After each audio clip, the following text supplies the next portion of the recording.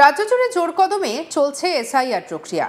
আর এই এসআইআর এর চক্করে অবৈধ বাংলাদেশিরা পাততাড়ি গুটিয়ে বাংলাদেশের পথে রওনা দিয়েছে। এমন পরিস্থিতির মাঝে ৩৭ বছর আগে হারিয়ে যাওয়া এক ব্যক্তির খোঁজ মিলল। আর এসআইআর এর জন্যই ঘরের ছেলেকে ফিরে পেল পরিবার। পুরুলিয়া জেলার রঘুনাথপুর ২ নম্বর ব্লকের গোবরান্দা গ্রামে এক অবাক করা ঘটনা সামনে এসেছে। এসআইআর প্রক্রিয়ার কারণে বিগত ৩৭ বছর পর পরিবার ফিরে পেল নিখোঁজ হয়ে যাওয়া বাড়ির বড় ছেলে বিবেক চক্রবর্তীকে। আবেগঘন পুনর্মিলনের সাক্ষী থাকলো পরিবার। ছোট ভাই প্রদীপ চক্রবর্তী ওই গ্রামের বুথ লেভেল অফিসার। এনুমারেশন ফর্মে তার নাম এবং মোবাইল নম্বর থাকায় বিবেক চক্রবর্তীর ছেলে কলকাতা থেকে যোগাযোগ করেন প্রদীপের সঙ্গে। তবে তিনি জানতেন না প্রদীপ তার নিজের ছোট কাকু হন। এরপরেই দাদাকে খুঁজে পান প্রদীপ। পরিচয় জানার পর ৩৭ বছর পরে দুই ভাইয়ের যোগাযোগ হয়। এসআইআর প্রক্রিয়ার নথি সংগ্রহের চেষ্টা থেকেই খোঁজ মিলল ভাইয়ের। দীর্ঘ ৩৭ বছর পর দুই ভাই প্রদীপ এবং বিবেক একসঙ্গে ফোনে কথা বলেন। ভিডিও কলিংয়ে বিবেক চক্রবর্তী জানান, এত বছর পর পরিবারের সঙ্গে যোগাযোগ করতে পেরে তিনি খুবই খুশি। কি বলছেন বিবেক চক্রবর্তী, নিখোঁজ হয়ে যাওয়া ব্যক্তি, শুনব। আমার ছেলে মুম্বাইয়ে থাকে মানে মায়ের ট্রিটমেন্টের জন্য মুম্বাই টাটা ক্যান্সার হসপিটালে আসে। তো হঠাৎ করে ওর মনে হয় যে আমি একটু আমার গ্রামের সবার সঙ্গে আলাপ করতে চাই, বুঝলেন। তা সে খুঁজতে আমার ভাইয়ের নাম্বার পেয়ে যায়, মানে ওর কাকার নাম্বার পেয়ে যায়। হ্যাঁ, কাকার নাম্বার পাওয়ার পর তাকে বলে যে আমি আপনার কাছে কিছু তথ্য নিতে চাই।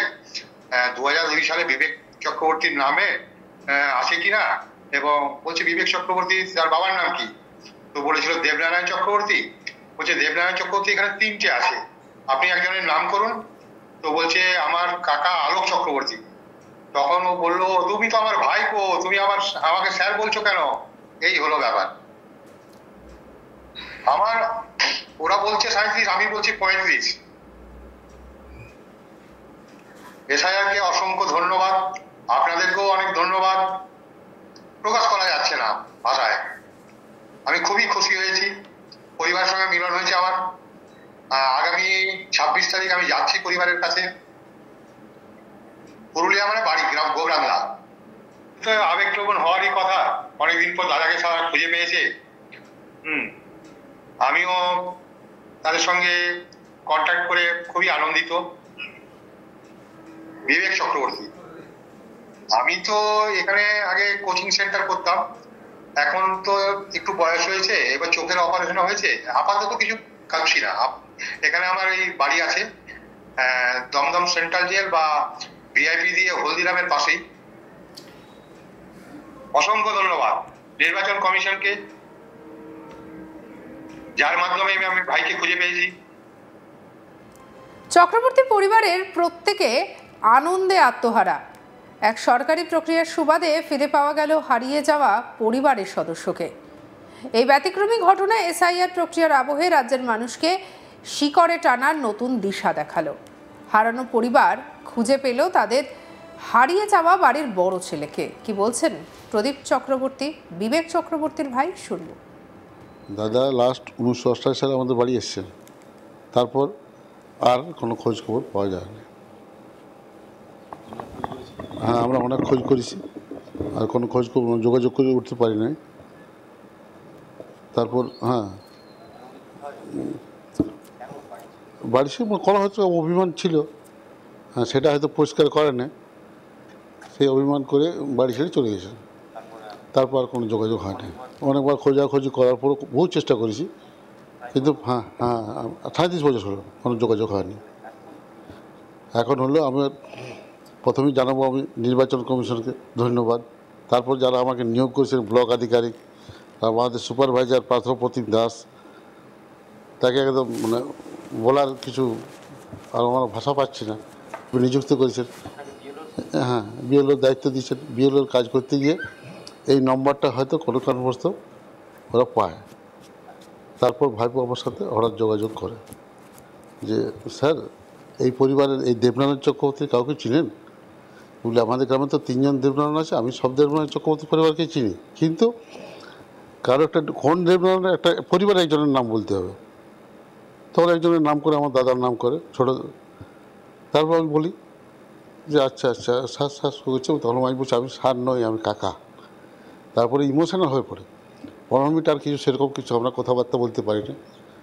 আমাদের যে শুনে এত আনন্দ হয়েছে, আমাদের যে 7-8 করবে আমার দিদি সবাই প্রায় আমাদের সাথে ভাত প্রায় বন্ধ হয়ে গেছিল, ভাত রান্না বান্না সব বন্ধ হয়েছিল। তারপর সব যোগাযোগ হলো, সবার সাথে যোগাযোগ হওয়ার পর রাত্রে আমরা সবাই ফুর্তি করে দাদার সঙ্গে যোগাযোগ হয়েছে।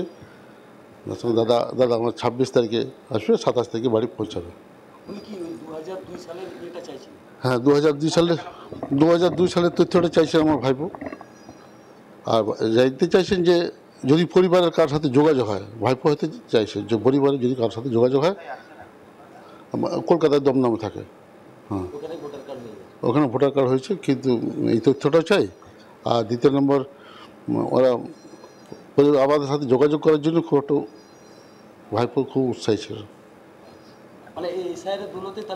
অবশ্যই এসআইয়ের দূতে সব, তার জন্য তো প্রথমে আমি ধন্যবাদ জানাচ্ছি নির্বাচন কমিশনকে, আমাদের ব্লক আধিকারিক, আমাদের অবশ্যই বিএল হওয়াকে জন্য যে আপনি যে এত পরিশ্রম করছি, অনেকে আন্দোলন করছে, আমার মনে হচ্ছে আমার এই পরিশ্রমটা সার্থক হয়েছে যে আমি যোগাযোগ করতে পেরেছি। হ্যাঁ, অনেক আন্দোলন করছে, আমার মনে হচ্ছে যে এই আন্দোলনটা ভুল, কি যা হয় ভালোর জন্যে হয়। হ্যাঁ সব পাঠিয়েছি দাদা 26 তারিখে। খুব খুশি, পরিবার খুব খুশি। রাজ্য জুড়ে জোর কদমে চলছে এসআইআর প্রক্রিয়া, আর এই এসআইআর এর চক্করে অবৈধ বাংলাদেশিরা পাততাড়ি গুটিয়ে বাংলাদেশের পথে রওনা দিয়েছে। আর এমন পরিস্থিতির মাঝে 37 বছর আগে হারিয়ে যাওয়া এক ব্যক্তির খোঁজ মিলল। আর এসআইআর এর জন্যই ঘর